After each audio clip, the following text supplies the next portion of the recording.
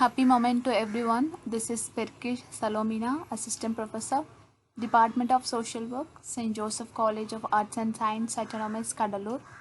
In this class, I am going to explain about the participants in industrial relations.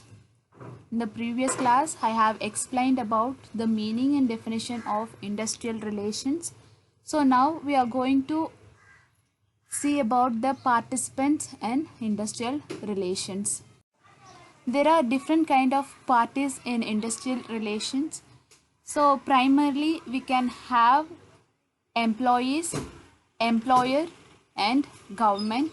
So in the other side or the other parties can also include employers association, trade unions, which is also called as employees association, courts and tribunals, International Labour Organization, in short form it can be called as ILO, and human resource functions.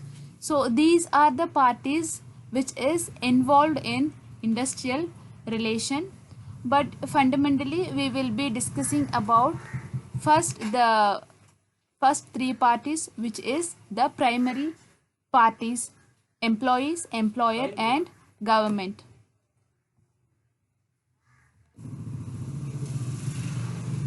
In short, we can have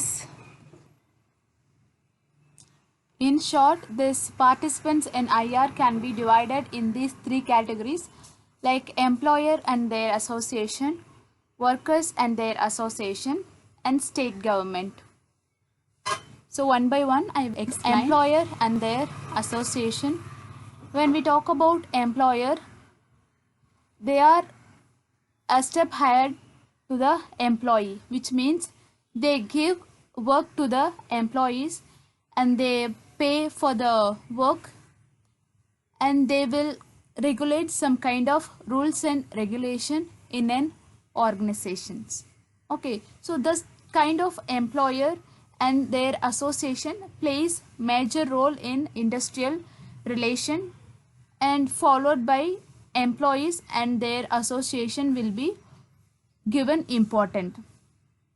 So in this kind of association, the employer will have some kind of group to regulate some kind of rules and regulation in an organization in order to develop a good industrial relation within the organization and as well as outside of the organization also. And the next part is involved workers and their association.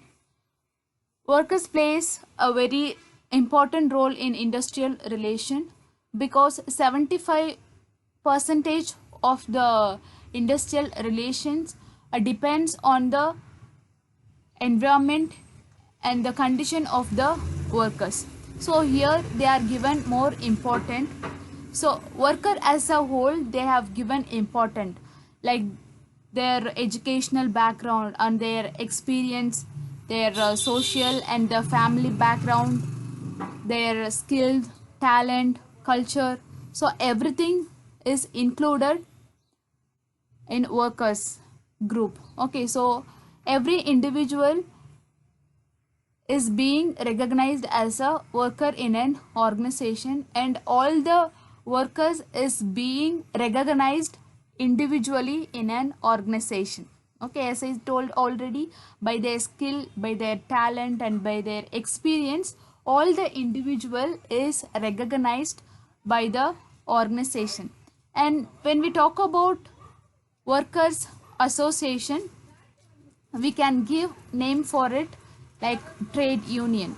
Okay, to get rid from the problematic situation of the employees. So this trade union is being associated with the problem faced by the employee.